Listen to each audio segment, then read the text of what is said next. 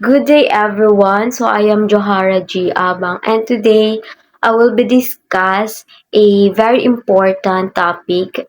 My title is Communication in Governance. So, bago tayo mag-start, so isipin niyo muna, bakit nga ba natin kailangan ng communication sa gobyerno? So, it is like just about giving announcement. Well, actually, it's more than that. It's a kind of bridge between the government and the people. Okay, so before tayo mag-deep dive to our main topic is I will define first our subject. So what is government? So ang government is isang political organization. Ibig sabihin sila yung structured body ng may authority at power. So ibig sabihin hindi lang sila basta organization. They work for the people. And sila yung main machinery na gumagawa at nagpapatupad ng mga batas. So, those are the ones who create and enforce law.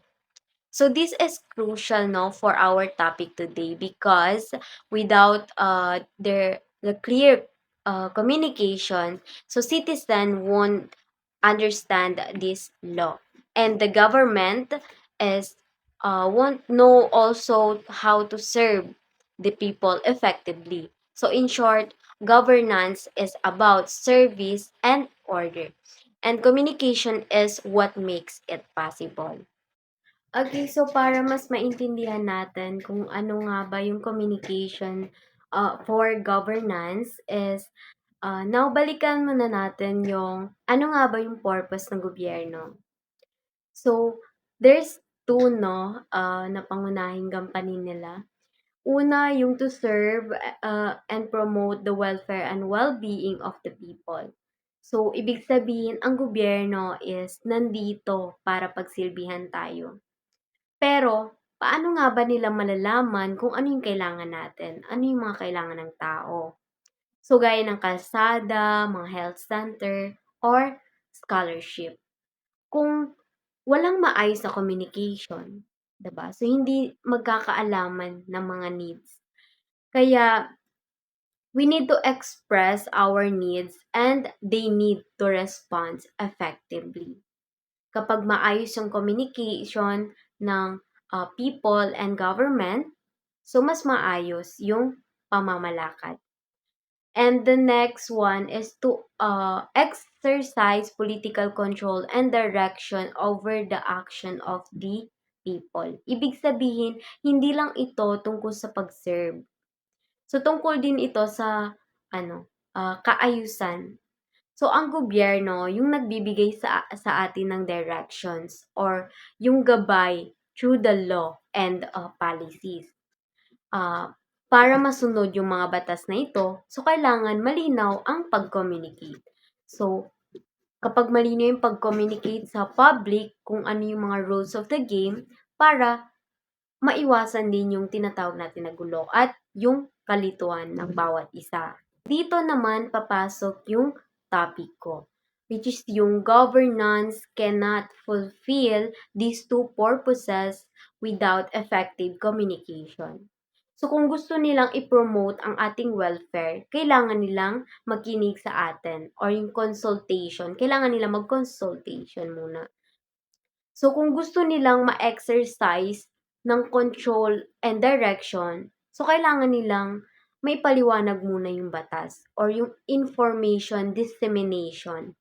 So kaya naman, ang communication in governance ay hindi lang kumbaga extra na gawain. So ito ay kumbaga essential tools para magawa ng gobyerno ang kanilang mga trabaho. I will define the terms para mas malinaw. So in simple terms, communication is the process of sharing informations, ideas, and messages between people. But in this context, it is not just talking. So it is the flow of information across the different branches of our government para masiguro na gumagana yung ating system. Okay, so there are three branches and communication. So, yung tatlo is yung executive, legislative, and judiciary. So, tignan natin kung paano nga ba nagagamit ang communication sa tatlong main branches na ito, no? So, una yung executive. So, sila yung nag implement the law. So, ang trabaho nila ay ang pagpapatupad. So, in terms of communication naman, so sila ang naglalabas ng mga executive orders at announcement. So, kailangan nila i-communicate ng malinaw sa publiko kung paano susundin ang batas para maging effective ang implementation. So, next naman is legislative. So, make the law. Sila yung nagbe-make the law. So, sila naman ang gumagawa ng batas at bago sila makabuo ng isang bill, so kailangan nila ng public consultation. So, nakikipag-communicate sila sa iba't ibang sektor para malaman nila kung ano yung mga kailangan i-improve sa ating community or sa lipunan. So, the next one or the last one is the judiciary. So, sila yung interpret the law. So, ang trabaho naman nila ay yung mag-interpret.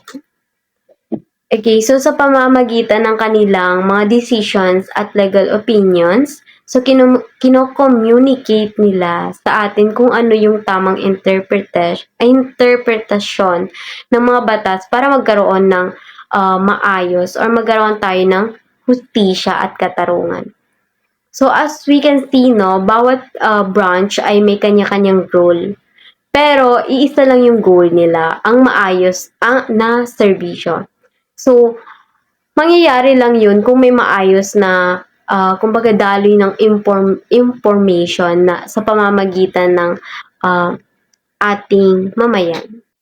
Kapag naman sinabi nating communication in governance it is referred to the mechanism and processes kung paano nagpapalitan ng information ang mga government institution, mga stakeholders, and citizens. So, hindi lang ito one way na utos mula sa itaas. So, involve yung transparency. Ito yung pagbibigay ng tamang information sa public. Yung public participation. So, ito yung pakikinig sa boses ng mga mamamayan or lipunan. Yung accountability naman, ito yung pagiging tapat sa policy at mga decisions. So, bakit nga ba ito mahalaga? So, simple lang, yung trust.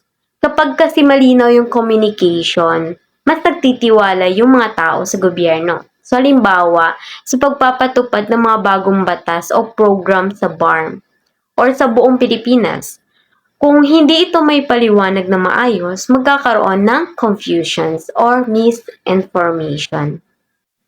So, dito naman tayo sa importance of communication in governance. So, bakit ba talaga mahalaga yung communication sa pamamahala? So, meron tayong apat na pangunahing rason. So, una, yung informing the public. So, unang-una, ito kasi yung paraan para malaman natin ang ating mga karapatan at benepisyo. So, yung gobyerno ang nagbabahagi ng mga information tungkol sa mga bagong batas. So, yung mga livelihood programs at mga serbisyong mga libre. So, kung walang communication, hindi natin malalaman or hindi malalaman ng mga tao na may mga tulong palang available para sa kanila. Next is building trust. So, trust is the fundamental of governance. So, kapag ang communication ay malinaw at tapat or clear and honest, so, mas nagtitiwala ang mga mamamayan sa kanilang mga leaders. So, nawawala yung duda dahil alam ng mga tao kung ano yung totoong nangyayari. Next is encouraging participation. So, ang governance ay hindi lang para sa mga opisyales. So, para ito sa lahat. So, through communication, nabibigyan tayo ng pagkakataon na magbigay ng mga ating opinions, suggestion, at mga feedbacks. So, dito nagiging interactive ang pamamahala. So, hindi lang tayo sunod ng sunod, kundi bahagi tayo ng mga desisyon. Next naman is promoting transparency. So ito yung pinakamahalaga sa lahat para maiwasan yung corruption. So ang open communication ay isang nagsisilbing parang ilaw. So kapag transparent ang gobyerno sa kanilang mga transaction at plano, maiiwasan ang misunderstandings at mas madaling mahuli or kumbaga mapigilan ng anumang mga maling gawain. So, in short, communication makes governance human. So, hindi lang ito puro papel at batas. So, ito ay tungkol sa, kumbaga, ugnayang tao sa tao para sa ating ikakabuti or sa ikakabuti ng ating lipunan. So, ito naman yung ways the government communicates. So, matapos natin malaman kung bakit nga ba ito mahalaga, so ngayon alamin naman natin kung paano nga ba ito ginagawa ng gobyerno. So, meron tayong 5 common ways. So, una yung public speeches and announcement. So, ito yung mga napapanood natin sa TV or yung mga naririnig natin sa radio or sa radyo na kumbaga direktang pahayag ng ating mga leaders. So mula president hanggang sa ating mga local officials o BARM leader. So number 2 is yung traditional media. So kasama rito yung mga television, mga radyo, mga newspapers. So kahit high-tech na tayo, kumbaga napaka-importante pa rin ito. So lalo na sa mga malalayong lugar na walang internet para makasagip ng mga balita. Next naman is yung digital platform. So ito naman yung pinakauso ngayon, no. So ang mga social media page like Facebook page ng mga LGUs at yung mga officials government website. Ito rin yung mga ginagamit para mabilisang kumbaga update at real-time information para ma-update yung mga tao. Ang next naman is yung community meeting and public forums. So ito naman yung pinakadirekta na paraan. So dito nagkakaroon tayo ng mga pagkakataon ng mga community or yung mga tao sa isang community na kumbaga makaharap nila yung mga leaders nila. So naitatanong nila direkta yung mga gusto nilang itanong o yung mga nasasabi nila direkta yung mga gusto nilang sabihin. Kumbaga nadi-discuss nila ng maayos yung mga issues sa mga community nila. So next naman is yung number 5, yung official document and reports. So kasama rito yung mga annual reports at mga policy papers. So ito yung mga pinaka-formal na paraan ng pagpapaliwanag kung saan napupunta yung mga budgets at yung mga kung ano yung mga status ng mga projects sa gobyerno. Palagi natin tandaan no na ang gobyerno ay isang barko. So hindi ito makakarating sa kanyang destinasyon kung hindi nag-uusap na maayos yung kapitan at yung mga pasahero nito. Kaya communication is the key to a better, more transparent and more inclusive governance. So yun lang.